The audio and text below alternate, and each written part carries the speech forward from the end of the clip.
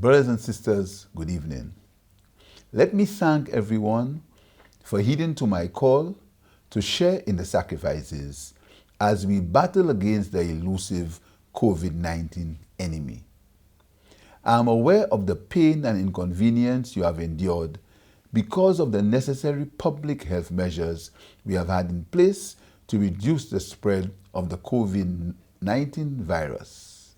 Late last week, we sadly learned that more St. Lucians had been infected by the more infectious and deadly Delta variant, which had been detected in country earlier this year. This has certainly created more challenges for our country and for other countries having to deal with that Delta variant said to be more contagious and deadly. I am aware that many businesses continue to be affected negatively, as well as the livelihoods of several citizens because of early closures of businesses and in some cases, permanent closure. I want to reassure you of my government's concern and commitments to provide support to those seriously affected. Help is on its way.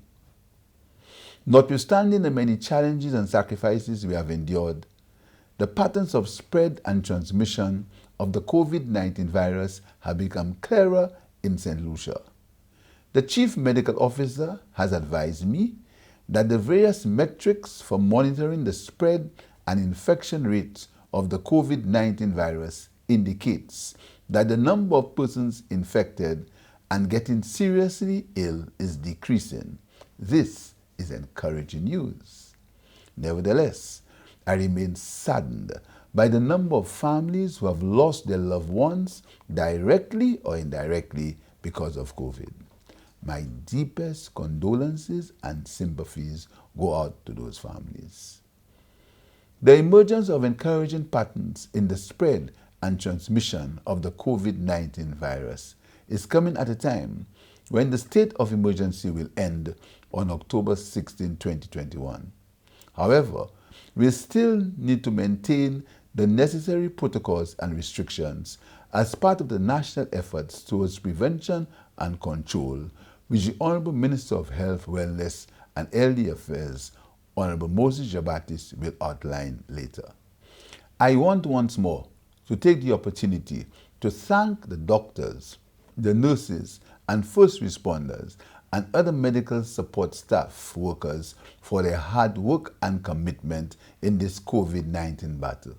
Your work has been invaluable. While we have kept count of the citizens who have perished, many lives have been saved because of the dedication and hard work of these health workers in the front line of the COVID-19 battle.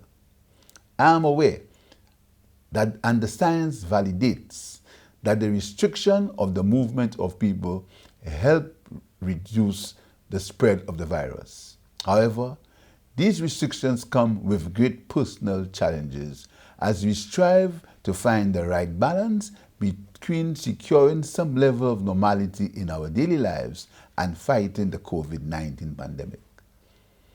The COVID-19 virus looks like it will be with us for the foreseeable future, and we must therefore commence the process of living with that reality while taking the necessary measures to avoid a dysfunctional society. The restrictions to businesses opening hours, particularly where citizens meet for socializing, will need to be maintained to assist in reducing the opportunities for the spread of the virus. On October 16, the state of emergency will end and will not be reinstated. The Cabinet of Ministers has agreed to adopt the COVID-19 Prevention Control Act to invoke adjusted protocols and restrictions that are necessary to reduce the spread of the COVID-19 virus. These adjusted measures will come into effect from October 16, 2021 until November 1, 2021 in the first instance. Let me assure you that as soon as the rate of infections reduce to a relatively safe level, the restrictions will be relaxed. I take no pleasure in announcing that for the time being, you'll have to undergo continued restrictions in your movements because these are still necessary to control the spread of the virus.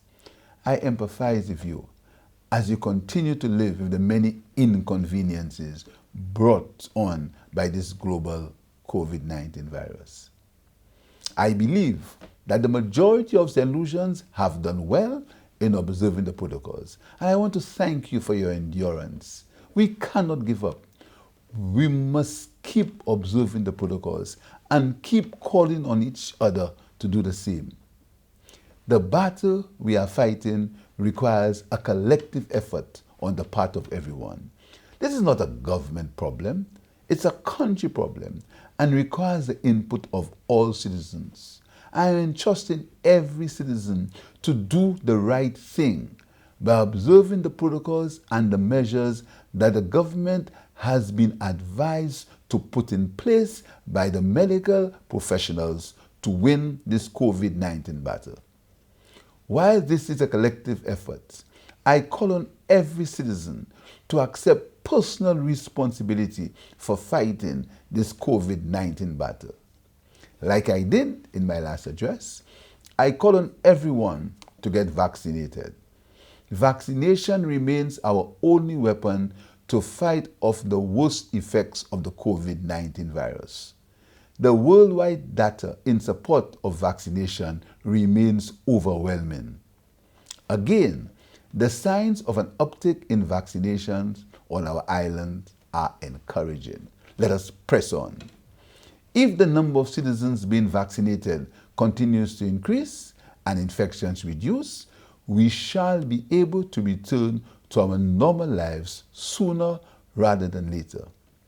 I believe in the people of St. Lucia and trust that we will be patient and understand that the inconvenience that we may feel today will benefit us all in the future. I now hand over to the Minister of Health, Honorable Moses Jabatis, to announce the new protocols. I thank you and may God bless you.